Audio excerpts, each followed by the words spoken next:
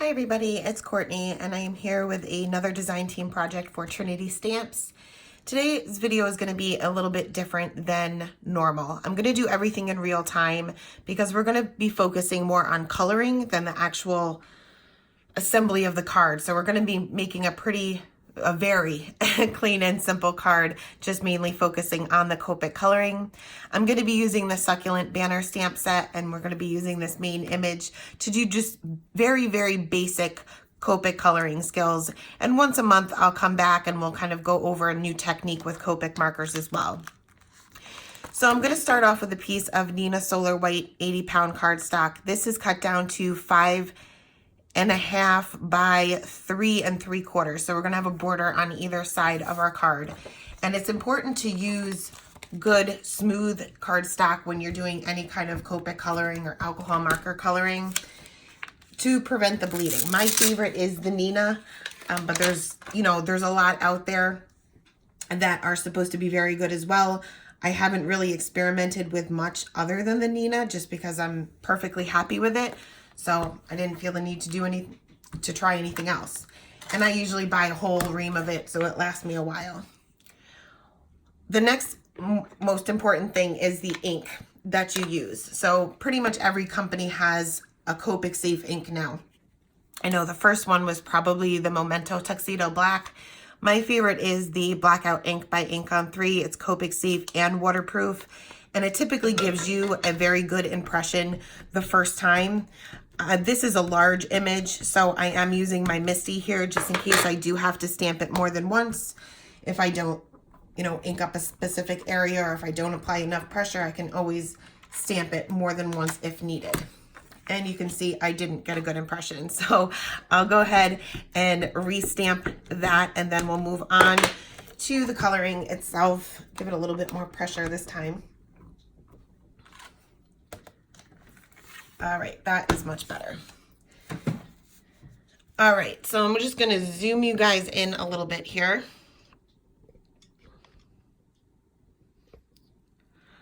All right, so we're gonna start off with these succulents over here.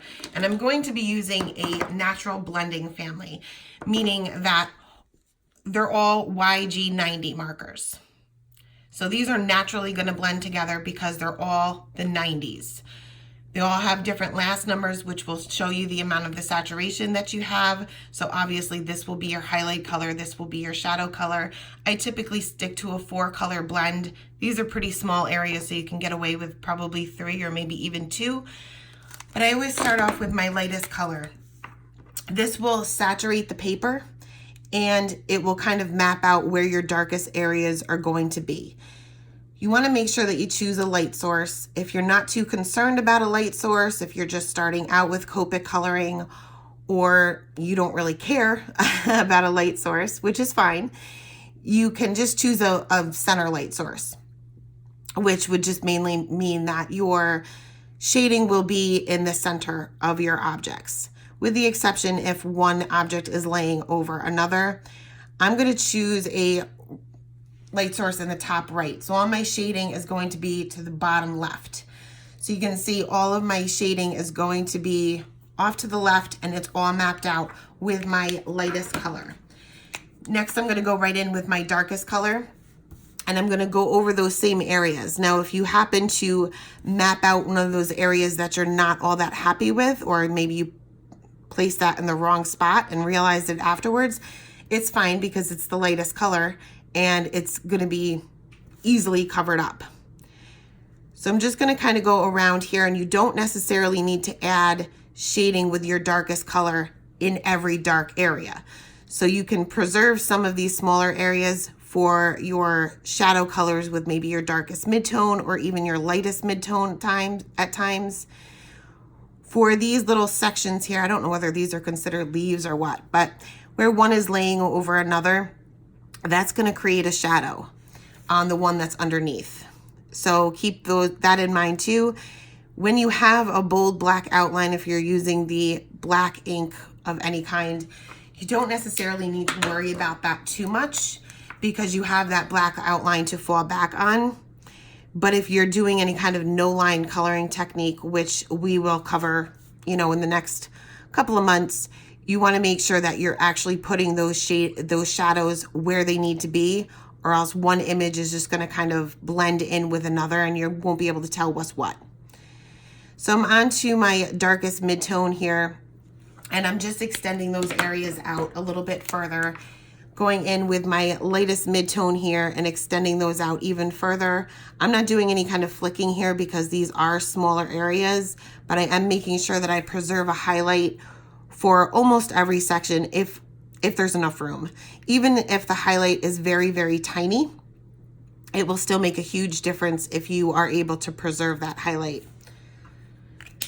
Also with the dark color, so if you're not getting the contrast you're looking for, it may be because your colors are too similar to one another. So if there's a color that you're too afraid to use because you think that it's going to be too dark, I would say go ahead and try it, because that's what's going to give you the contrast, is that highlight and shadow color. So if it's either too light or too dark for the image that you're going for, just try to add just a tiny bit of it and you'll notice a huge difference in the contrast that you get. All right, so that was using a natural blending family. Next, I'm going to kind of switch it up. So my highlight is going to be the YG03. Then I'm going to use the G03, the G07, and then the G28. So you can see that not only are they not the same color group, because I have 3 Gs and 1 YG, but they're not a blending family with the exception of my midtones. So these two will naturally blend good together, but I'm also looking at the last number. So the last number is very similar. It's the same here, so these two will blend. These two will naturally blend because they are in the same color blending family, and then the 7 and the 8 will blend well together because that last number is very similar to each other. So all 3 of these will blend together. So I'm going to start off with, again, my lightest color to map out those darkest areas. And this is shaped a little bit differently, and I have a whole lot more room to work with.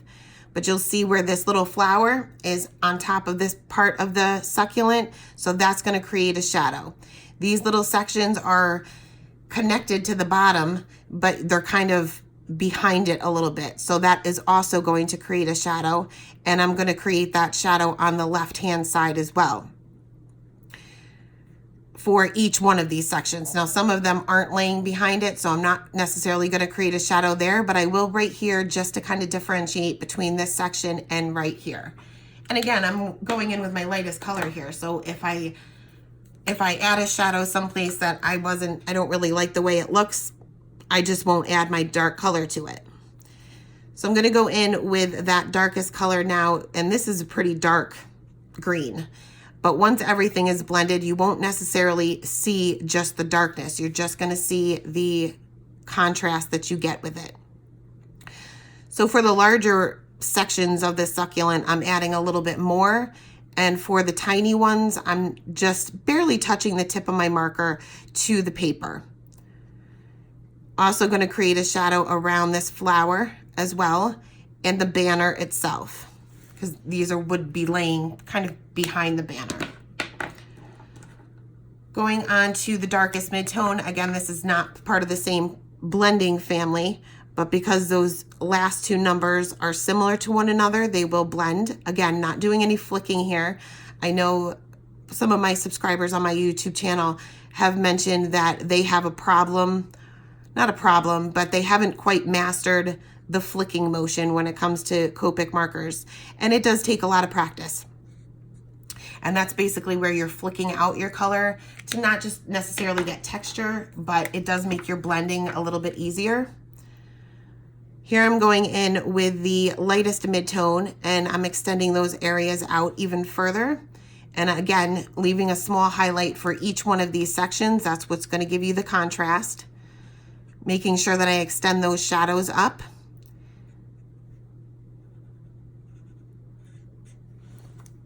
And then finally going in with this YG03.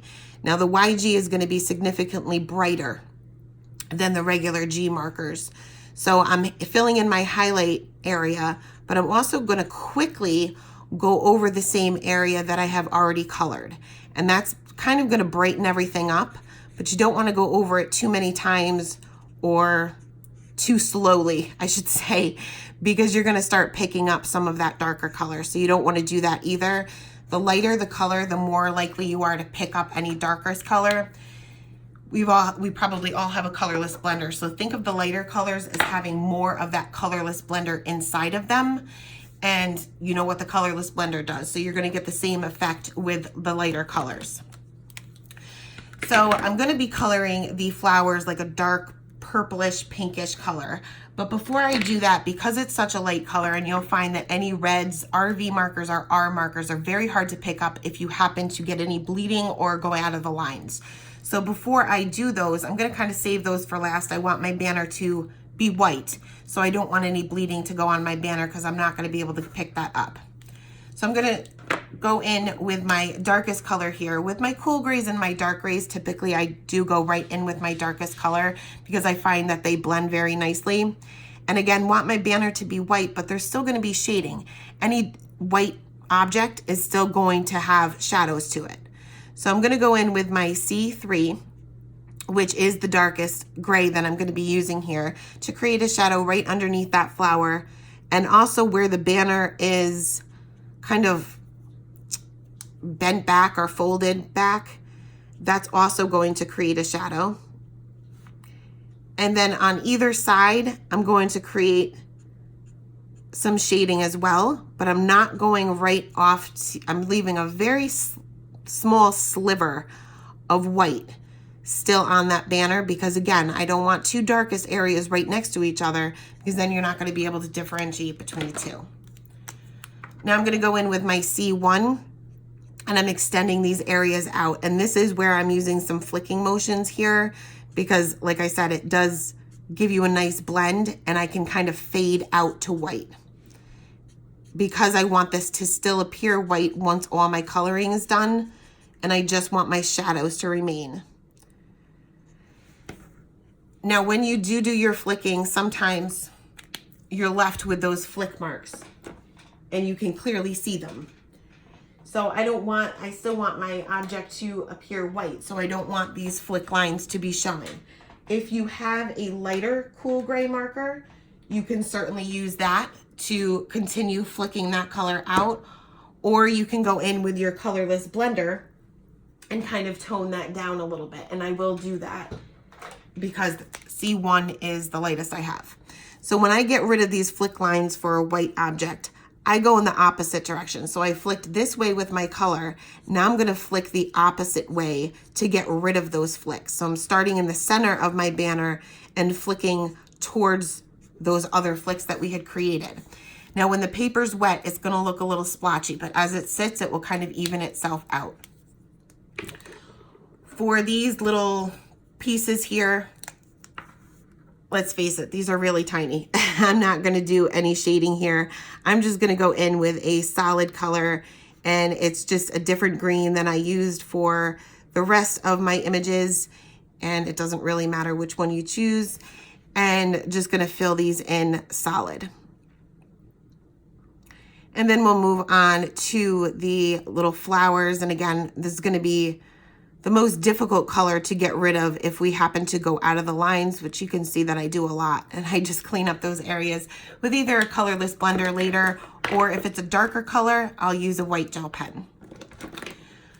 Okay, so we're going to do a 3-color blend this time, but like always, starting off with my darkest color. So this shading is going to be, and I don't even know if these are flowers, but they look like flowers to me, where one petal is laying behind another. So you'll see this one is going to create a shadow right there. This one is laying behind as well. This little teeny tiny one back here is pretty much going to be all in shadow. There's not going to be any highlight to that one at all. And then for the center ones, I'm just going to be adding a teeny tiny bit right where the petals meet in the middle. For this one, it's shaped a little bit differently. I'm just going to do some shading, again, where one petal is laying under another, but on the base of each of the petals as well. So going in with this darker color now, darkest color now, And I'm going to go over all of those shaded areas or all of those areas that we had mapped out. And I'm just using the very tip of my marker. Now, I know that some people have mentioned as well that they have trouble getting into teeny tiny areas with their Copic markers. I'm barely touching the paper here. Sometimes I totally miss the paper because I'm going in with such a light hand. So just try to maybe even hold it up a little bit further, hold the marker up a little bit further. I feel like I kind of lose control of it that way, but it does work for some people. But it just takes a lot of practice getting used to the brush nib, especially if you're kind of new to Copics. So I'm going to go in with my mid-tone here, and being I'm only using 3 colors, my mid-tone is going to be my primary color, meaning that is the color of the object itself. Whatever color you want your object to be, that's the mid-tones you're going to choose. And then you can choose your highlights and your shadow colors from that point. So I'm just going through and extending all of these areas out a little bit further. For some of these petals, like I said, you're not really going to have any highlight at all because they're super tiny. But the ones that you do have room for, definitely leave that highlight because, like I said, that's going to give you that contrast. Going back in with that latest color that we had started off with, and I'm going to go ahead and blend out those areas, just being careful, extremely careful, not to go out of the lines because I'm not going to be able to remove this color if I do. So again, this is a lighter color, so you have to be careful that you don't overblend because you're going to pick up that darkest color and kind of move that around to places that you don't necessarily want it to be. So that is the coloring. Now you can add some details with a white gel pen. And I usually put my highlights, even though my light source is in the top left, because this is my highlight color, it wouldn't be so noticeable. So I'm going to put my highlight over here. It's probably honestly not the right way to do it, but I find that that's what makes these highlights pop, is by putting this in the darkest area. And I'm just kind of going with a curve with the shape of the object itself. I'm going to add a few over here as well. And let's see, maybe a few on the flower as well. And this will really make your coloring pop too. And also if you make any mistakes or don't have a perfect blend, this kind of hides it. All right, I'm gonna zoom you guys back out and we're gonna quickly assemble the card because like I said, this is gonna be a very, very super simple card. I'm just gonna go ahead and stamp out my sentiment, and I'm gonna be using the VersaFine Onyx Black ink. Some of the sentiments here are curved so that they fit inside of the banner. And then you can just leave it as is, or you can add the rest of the sentiment kind of underneath it or on a sentiment strip. But we're keeping everything pretty simple, so I'm just gonna stamp this right directly below my image here.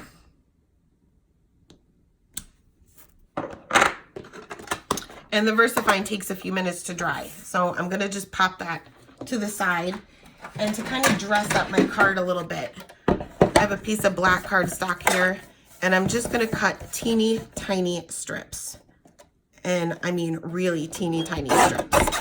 And I'm gonna need 2 of them, and I'm not doing any measuring here. I'm just hoping that they're roughly the same. I very rarely do any measuring when it comes to stuff like this. So I have 2 very tiny strips there. And then I will get my card base. And this is, I always kind of lay everything on top of my card base before I assemble everything. To kind of dress this up, I'm just going to put a strip on either side like this. You can certainly mat this on a piece of black cardstock that's a little bit larger, but that makes your card really bulky. And I'm sure you guys know by now, I love 1-layer cards. So even though this is not a 1-layer card, it's not a whole ton of layers. So I kind of stick to simplicity. It's easier to mail. All right, so I'll go ahead and adhere my panel down with my Tombow Mono Multi Glue here. This is definitely my favorite adhesive. And then I will add just a teeny tiny bit of that glue to these strips here. I find using wet glue is easier for something like this because you have a couple of seconds at least to kind of maneuver that around and make sure it's in the exact place where you want it to be. If you use any kind of double-sided tape, I'm horrible at centering things. Whether I use a T-square ruler, whether I use my grid mat, it doesn't matter. I always seem to find a way to mess it up. So I find that using the wet glue gives me a little bit of time to adjust anything that needs to be adjusted. So I'm going to add a little bit of shimmer, and if you do use a shimmer pen, this is a Tonic Aqua Shimmer pen, and you added the gel pen, you want to make sure that the gel pen is completely dry before you do this because you'll kind of just smear that around. Last, we need at least a few embellishments. So I'm just going to take some Morning Dew Nuvo drops, and typically I squeeze mine out onto a scrap piece of paper to make sure I have no air bubbles, and I'm just going to pop a couple of those around the sentiment, and that is it. Very, very simple Copic coloring. We'll get into more details as the months go by, but if you guys have any questions, feel free to leave a comment below, and thanks for stopping by. Bye.